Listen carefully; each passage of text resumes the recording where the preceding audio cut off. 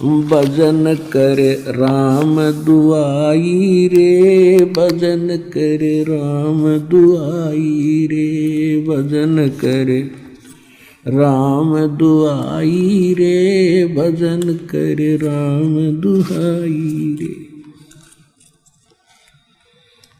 जन्म अनमोली जन्म अमोली तुझे दिया नर देही पाई रे, देही को देवा लोचते सुर नर मुनि भाई रे, भजन कर राम दुहाई रे, भजन कर राम दुहाई रे। गरीबदास जी कहा करते रहे भक्ति कर लो हे भगवान हे परमात्मा, बुरा हाल है यहाँ पर और इतना सुंदर शरीर आपको दिया है। इस मानव शरीर को तो देवता भी तड़प रहे हैं कभी क्योंकि यहाँ से जाने के बाद जो ऊपर चले गए अच्छी भक्ति करके, वहाँ उनकी आंखें खुलती हैं कि भाई ये तो बात कुछ नहीं, या तो मरना पड़ेगा। उनको तो पहले पता होता तेरा कितना पीरियड है यहाँ पर। तो वो कहते हैं फिर वो वहाँ जाकर सोचते हैं हे परमात्मा, अब के जब मनुष्य जीवन मिल गया, शरीर मिला, तो पूरे संत की खोज करेंगे और पूरे संत बिना ये मोक्ष नहीं होता, सच्चा ज्ञान नहीं मिलता। तो ये तो कोई ज्ञान बात बनी नहीं, ये तो फिर मृत्यु होगी। तो कहते हैं इस देही को देवा लोच ही तड़प रही है सुर नर मुनि भाई रे, भजन कर राम दुहाई रे, भजन कर राम दुहाई रे, भजन कर राम दुहाई रे, भजन कर राम दुहाई रे। जन्म अमोली तुझे दिया नर देही पाई रे, देही को देवा लोच ही सुर नर मुनि भाई रे, भजन कर राम दुआई रे, भजन कर राम दुआई रे।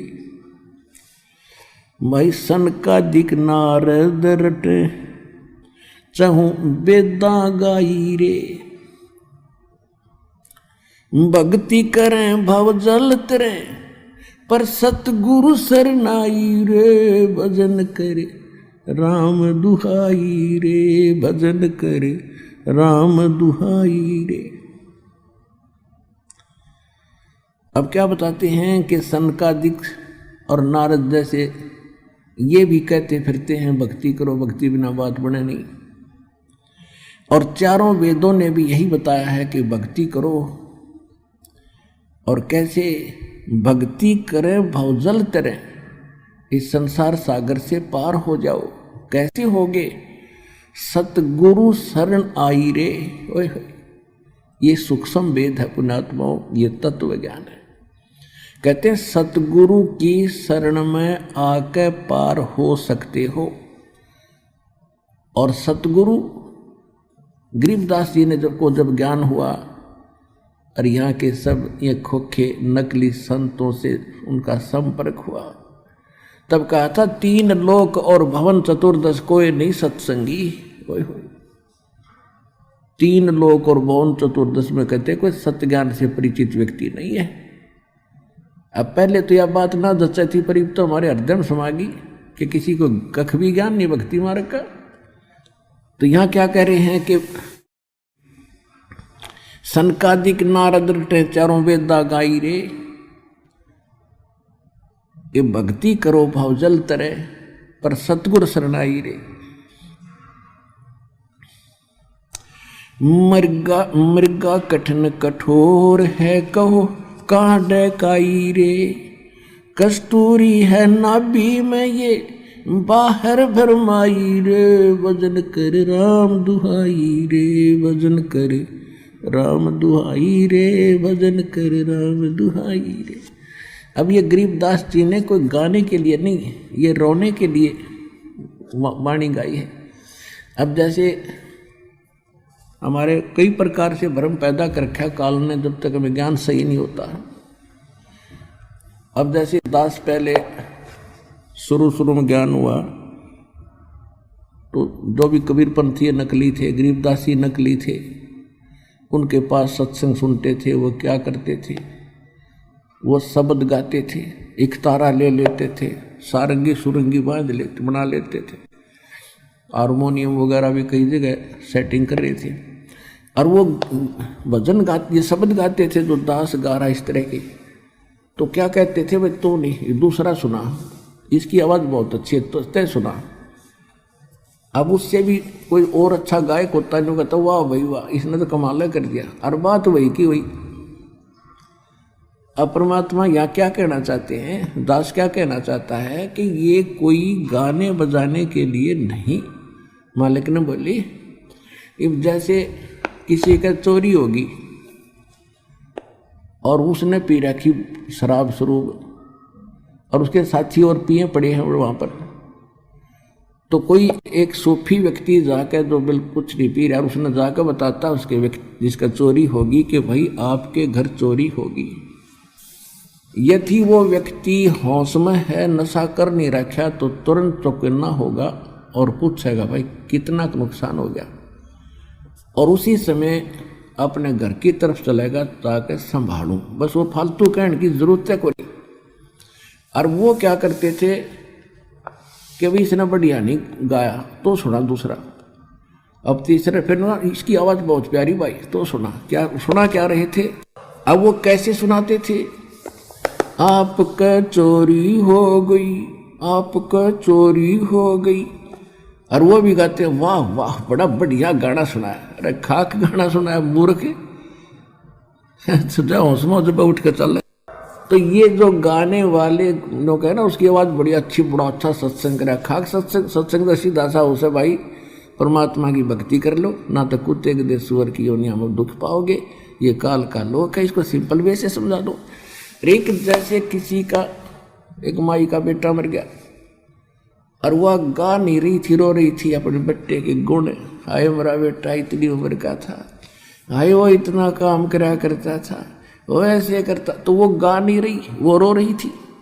तो ये दास और भगवान ने जो ज्ञान सुना था, ये रोने के लिए है, ये गाने के लिए नहीं है, ताकि कुछ असर बने दूसरे का। ये कितनी कीमती वस्तु है जो हमसे छीनी जा चुकी थी। अब क्या बताते हैं कि भक्ति करें बहुजल तरें सतगुर शरणाई रे, भजन कर राम दुहाई रे, भजन कर राम दुहाई रे। मिर्गा कठिन कठोर है कौ कांडे काई रे, कस्तूरी है नाभि में ये बाहर भरमाई रे। राजा डूबे मान में और ये पंडित चतुराई रे, और ज्ञान गली में बंक है तन धूल मिलाई रे।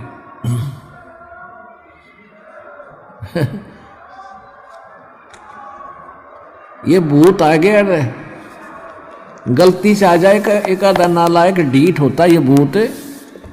समझदार तो दूर रह जाते हैं, वो भाई क्यों दे तड़वाई, वहां तो भगवान का दरबार है, पिटोगे। ये एक आधा मूर्ख आ जाए आदत होएगा दी पट्टन की परमात्मा से,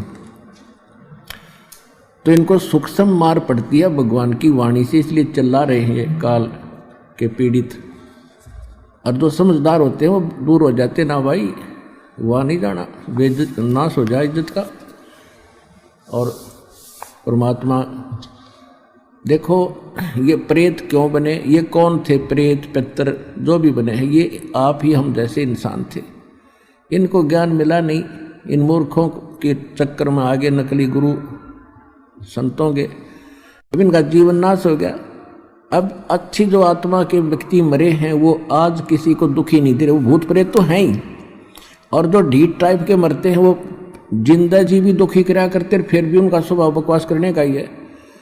तो यहाँ भगवान के दरबार में आकर उनको सीधे शब्दों में समझा दिया जाता है कि या तो क्योंकि वो भी आत्मा भगवान की है, कि या तो दूर रहना ना फिर थारी खैर नहीं है।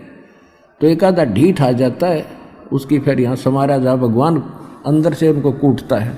तो चिल्ला रहे हैं मूर्खी में, अब रो रहे हैं, अपना सारा जीवन बर्बाद कर दिया। तो पुण्यात्मा इनका भी छुटकारा होगा।